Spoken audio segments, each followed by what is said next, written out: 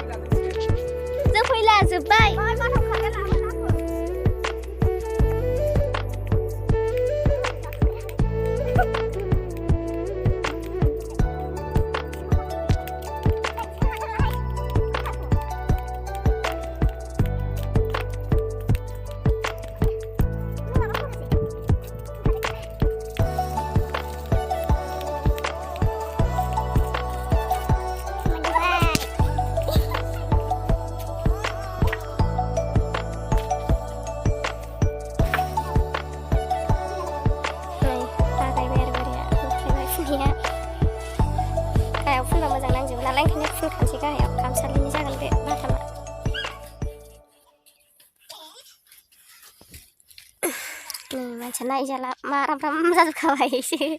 सानो आंहा दुगैखांबावबायसो नै दुगैखांनानै देलायखांबावबाय आरोना